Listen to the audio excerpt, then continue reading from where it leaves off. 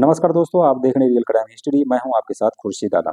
दोस्तों, 31 जनवरी 2024 यानी कि 2024 का आखिरी दिन का सुबह होता है।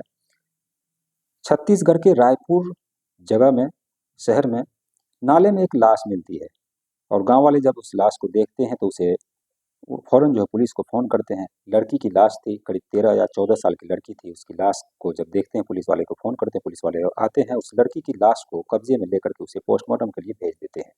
अब छानबीन चल रही होती है कि ये लड़की कहाँ की है, पता ही नहीं लगता था। तो पुलिस वाले जो है हर जगह इस फ़ोटो को सर्कुलेट करते हैं, इस लड़की की लाश का फ़ोटो को हर जगह सर्कुलेट करते हैं। तो पता लगता है कि छत्तीसगढ़ के ही रायपुर गाँव का ये मामला है, उसी गाँव का मामला है। पुलिस फ़ौरन उस गाँव में पहुँचती है और और भी ज़्यादा जो जानकारी वो इकट्ठा करने की कोशिश करती है।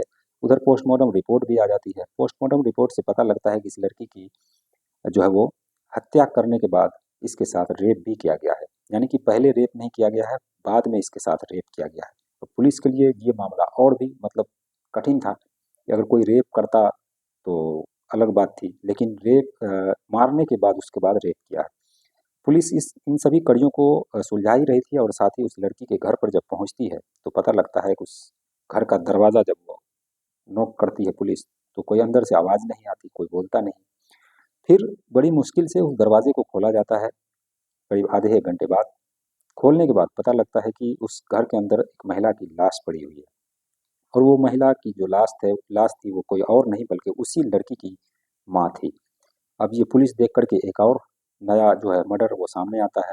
एक तो अभी पोस्टमार्टम रिपोर्ट आई है, दूसरी यहाँ पर एक और लाश का मामला सामने आता है। तो पुलिस फ़ौरन उस लाश को कब्जे में लेती है, देखती है, तो उस महिला का गर्दन जो है कटा हुआ था, हाथ की नसें कटी हुई थी। उसको भी लेकर के पुलिस जो है वो फ़ौरन पोस्टमार्टम के लिए भेज देती है। पोस्टमार्टम का रिपोर्ट उधर आना बाकी ही था, इधर पुलिस जो है वो छानबीन कर रही होती है। दरअसल पता लगता है उस महिला के साथ भी जो है वो रेप हुआ है और उस लड़की के साथ भी, जिसकी उम्र करीब 13 साल है, उसकी माँ की उम्र करीब 40 साल के आसपास थी। अब पुलिस इन सभी कड़ियों को जोड़ रही थी और गाँव में पता लगा रही थी कि आखिर इस महिला से किसकी दुश्मनी हो सकती है, क्योंकि उस महिला का जो पति है वो कई साल पहले गुजर चुके थे। दोनों माँ-बेटी उस घर में रहा करती थी। धीरे-धीरे जब गाँव वालों से पता करने की कोशिश करती है, अपने मुखबिरों से पुलिस जो कोशिश करती है, तो पता लगता है कि इस महिला के घर एक शख्स है, उसका आना-जाना था और वो शख्स उसी गाँव का है, उसके घर से थोड़ी ही दूरी पर है, 15-20 कदम दूरी पर उसके घर उसका आना-जाना था और आए दिन उसके घर आते-जाते हुए लोग देखते भी थे। और वो जो शख्स है वो टेम्पो चलाया करता था, ऑटो चलाया करता था। फिर उस शख्स के पास पुलिस पहुँचती है, उसको उठाती है, उससे पूछताछ करती है, तो वो कुछ राज़ उगलने को तैयार ही नहीं था। लेकिन आखिरकार पुलिस के पास राज़ उगलवाने के तमाम तरीके होते हैं, उन सभी तरीकों को वो अपनाती है, उसके बाद वो राज़ खोलता है। और राज़ ये खोलता है कि कहता है कि दोनों का कत्ल मैंने ही किया है। इसलिए कि वो जो महिला थी विधवा थी और ये जो ऑटो चालक है, वो बार-बार उसके घर के पड़ोसी ही था, तो देखते-देखते उस महिला से उसकी नज़रें चार होती है। फिर धीरे-धीरे वो लोग दोनों करीब आते हैं, करीब आने के बाद इन दोनों के बीच जो अवैध संबंध का सिलसिला है वो शुरू हो जाता है। लेकिन वो जो विधवा महिला होती है वो उसको शादी करने के लिए बार-बार कह रही थी, जबकि वो ऑटो चालक पहले से ही शादीशुदा था, उसके बच्चे भी थे। इसके बावजूद वो शादी करना नहीं चाह रहा था, लेकिन उसकी जो वो जो महिला होती है बार-बार उसके ऊपर प्रेशर बना रही थी। अब ये जो बात है, ये जो ऑटो चालक है अपने पत्नी को वो बता देता है, कहता है कि दरअसल ऐसे-ऐसे मुझसे गलती हुई है, वो जो विधवा महिला है उसके साथ मैंने गलत रिलेशन बना लिया। अब वो धमकी दे रही है कि अगर उससे शादी नहीं करूँगा तो फिर वो उसे कोर्ट में घसीटेगी। फिर वो जो ऑटो चालक की पत्नी होती है, वो एक राय देती है और कहती है कि क्यों ना इस महिला को ही रास्ते से हटा दिया जाए। फिर ये लोग कहते हैं कि आखिर कैसे? प्लान बनाते हैं ये लोग, उसकी जो पत्नी होती है ऑटो चालक की, वो कहती है कि एक दिन मैं उसकी बेटी जो है छोटी वाली बेटी उसको अपने घर बुलाऊँगी और तुम उसके घर जाना और उस महिला की हत्या कर देना। फिर वही करता है, उस लड़की को जो है शाम का वक़्त में उसको अपने घर बुलाती है ये महिला और वो लड़की आती है, फिर ये जो शख्स है वो जाता है उस घर के अंदर, वहीं पर जो है उसकी गला दबाता है, गला रेतता है, हाथ का नसें काट देता है, काटने के बाद ये आ जाता है, आकर के अपनी पत्नी को बदहवास कहता है कि मैंने काम कर दिया है, उसको रास्ते से हटा दिया यानी कि मार दिया है।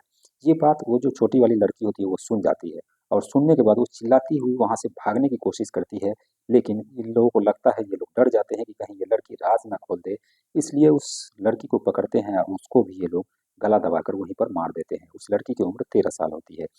अब ये जब मार देते हैं फिर ये लोग को कुछ सूझता नहीं है कि आखिर करें तो करें कैसे, इस लड़की की लाश को अब कहाँ जो है ठिकाने लगाएं। उधर उस महिला का लाश जो है उस घर के अंदर ही बंद है। अब ये लोग सुबह हो जाती है, ये लोग घर के अंदर लाश को छिपा के रखते हैं। अगला दिन आता है, अगली शाम आती है। शाम के वक्त ये जो इसका पति है, इस महिला का पति ऑटो ड्राइवर, वो उस लाश को लेकर के जाता है किसी सुनसान जगह पर फेंकने के लिए, खेतों में। लेकिन उसे मतलब कोई जगह नहीं मिल रही थी। फिर वो सोचता है कि कहाँ खेतों में जाना है, इधर ही किसी नाले में फेंक देंगे। लेकिन नाले में फेंकने से पहले एक बार उसके अंदर एक बार फिर से हैवानियत जागती है। उस लड़की के साथ वो रेप करता है। रेप करने के बाद नाले में उस लाश को फेंक देता है। अगला दिन जब लोगों को पता लगता है, लोग जब देखते हैं, तो फिर पुलिस वाले को फ़ोन करते हैं और उसके बाद ये सारा राज सामने आता है।